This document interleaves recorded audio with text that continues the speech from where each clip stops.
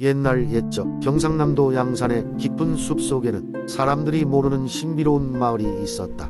이 마을은 은빛 토끼의 마을이라 불렸는데 이유는 하얀 달빛처럼 빛나는 털을 가진 토끼들이 숲속을 뛰어다녔기 때문이었다.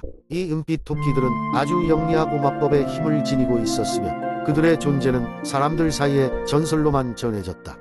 어느 날 양산의 한 젊은 소년인 민수는 마을의 전설이 궁금해 숲속을 탐험하기로 마음먹었다. 그는 숲에 들어선 순간 마치 다른 세상에 온 듯한 느낌을 받았다. 나무들은 하늘 높이 뻗어 있었고 나뭇잎은 은색으로 반짝거리며 신비로운 분위기를 자아냈다. 민수는 숲을 거닐다가 은빛 토끼를 발견했다. 토끼는 마치 민수를 기다렸다는 듯 그를 유혹하듯 숲 깊은 곳으로 뛰어갔다. 민수는 조심스럽게 그 뒤를 따랐고 곧 마법과도 같은 장면을 목격하게 되었다. 숲의 한 폭판에 빛나는 호수가 있었고 그 호수 주변에는 무수히 많은 은빛 토끼들이 모여 있었다. 그들은 마치 춤을 추는 듯 우아하게 움직였고 그 주변에는 환상의 빛들이 넘실거렸다. 토끼들의 리더인 대장 토끼는 민수에게 다가와 말했다.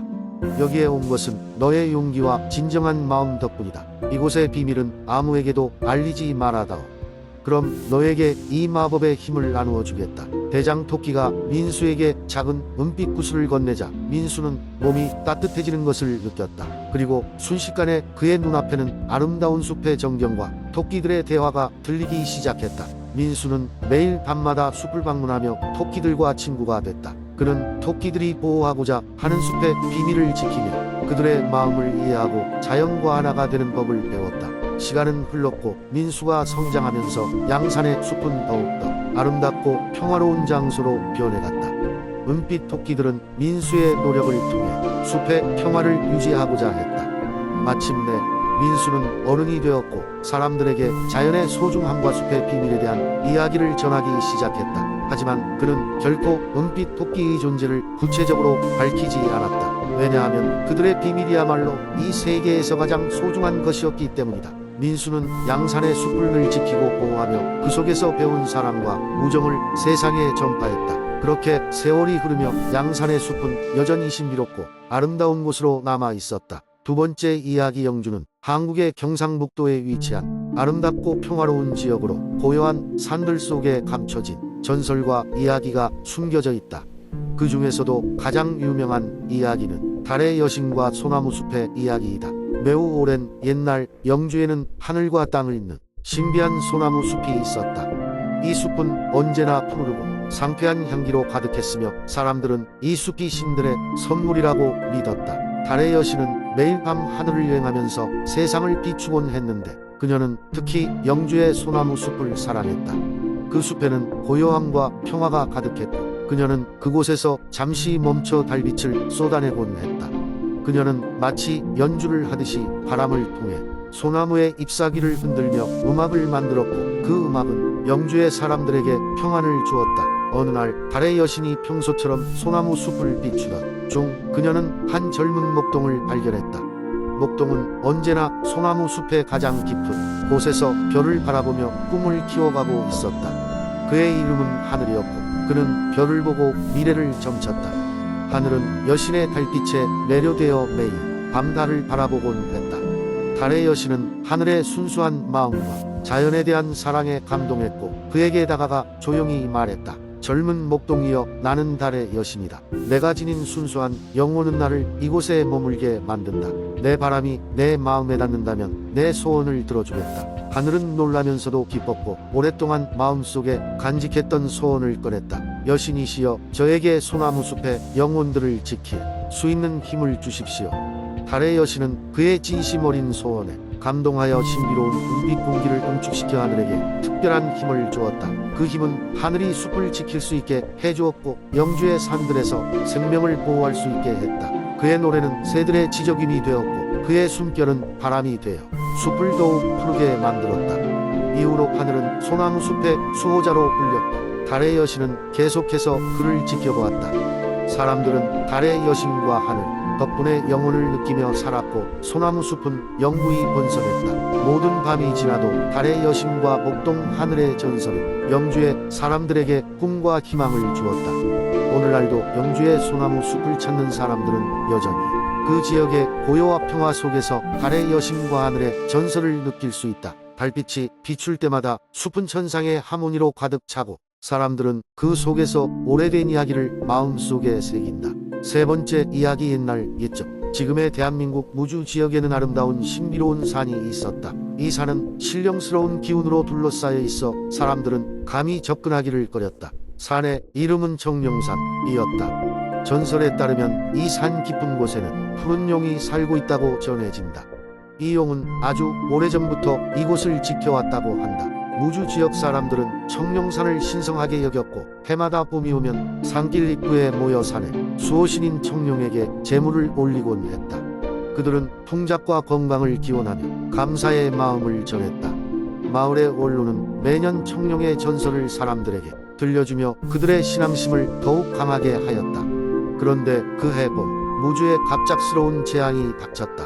하늘은 연일 비를 쏟아부었고 마을 사람들은 강이 넘쳐 흐르는 것을 막을 수 없었다. 논밭은 물에 잠기고 사람들은 점점 지쳐갔다. 마을 원로는 이 모든 것이 청룡의 분노에서 비롯된 것이라고 생각했다. 사람들이 산의 법을 어겼거나 재물을 소홀히 했다고 믿은 것이다.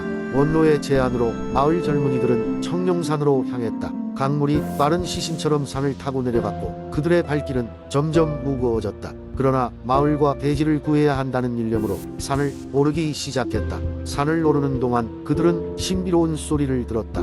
그것은 바람에 실려오는 노래 소리 같았다. 그 노래는 마치 사람의 영혼을 어루만지는 듯했고 갈 길을 예비하는 나침반이 되었다. 드디어 산 가장 깊은 곳에 다다랐을 때 그들은 커다란 푸른 호수를 발견했다. 호수 한복판에는 커다란 바위가 있었고 그 위에 놀랍도록 아름다운 청룡이 앉아 있었다. 청룡은 젊은이들을 보자 무서운 고함을 질렀지만 그 소리는 곧 안락한 화음으로 바뀌었다. 청룡은 그들에게 자신의 이야기를 들려주었다. 청룡은 이 산의 수호신이었으며 지난 수백 년간 산을 지키고 있었다. 그러나 사람들은 점차 산에 대한 감사와 존경을 잊고 자연을 파괴하며 자신의 이익만을 쫓기 시작했다. 청룡은 그것에 분노하여 비를 내리게 했던 것이었다. 청룡은 이제 사람들에게 마지막 기회를 주고자 하였다. 자연을 소중히 여기고 산의 법을 따르기를 맹세한다면 그들의 죄를 용서하겠다고 말했다. 마을의 젊은이들은 눈물을 흘리며 청룡 앞에 무릎을 꿇고 다시는 자연의 소중함을 잊지 않겠다고 맹세했다. 청룡은 이 맹세를 받아들이고 하늘의 비를 멈추게 하였다. 마을로 돌아온 젊은이들은 무사히 다시 만났고 청룡에게 들었던 노래를 사람들에게 전했다. 그 노래는 대지를 치유하는 노래였고 마을 사람들은 그 노래를 부르며 자신들의 삶과 이웃을 위로했다. 그 뒤로 무주 지역 사람들은 산과영을보다 더 경외하게 되었고 매년 봄이면 청룡을 위한 노래제를 열어 감사의 마음을 전했다. 사람들은 청룡의 후손처럼 자연과 더불어 살아가며 그들 자신을 지켜나갔다고 전해진다. 네 번째 이야기. 옛날 옛적 조선시대의 말기 수원 지역에는 아름다운 성곽이 자리잡고 있었습니다. 이 성곽은 바로 수원 화성으로 정조대왕이 아버지 사도세자의 묘를 수원으로 옮기고자 건축된 웅장한 건축물이었습니다. 화성은 그 아름다움과 견고함으로 유명했으며 많은 이들이 그 풍경을 보기 위해 방문하곤 했습니다. 수원의 남쪽 끝에는 서호라는 큰 호수가 있었는데 이 호수에는 오래전부터 내려오는 특별한 전설이 있었습니다. 전설에 따르면 서호에는 한 마리의 아름다운 청룡이 살고 있었다고 합니다. 이 청룡은 매년 봄이 되면 모습을 드러내어 호수의 물을 정화시키고 가뭄이 들면 비를 부르게 해 농작물이 잘 자라게 돕는다고 전해졌습니다.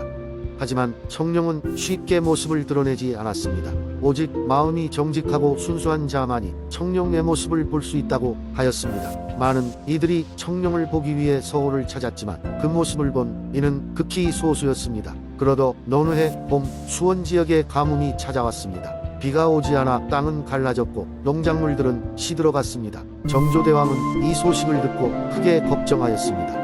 여러분, 이곳 수원 백성들이 가뭄으로 큰 고통을 겪고 있습니다. 서호의 전설을 믿고 청룡을 찾아가 도움을 청해야 하겠습니다. 그래서 정조대왕은 여러 신하들에게 명하여 서호에 가서 청룡을 찾아보도록 하였습니다. 하지만 아무도 청룡을 보지 못했습니다.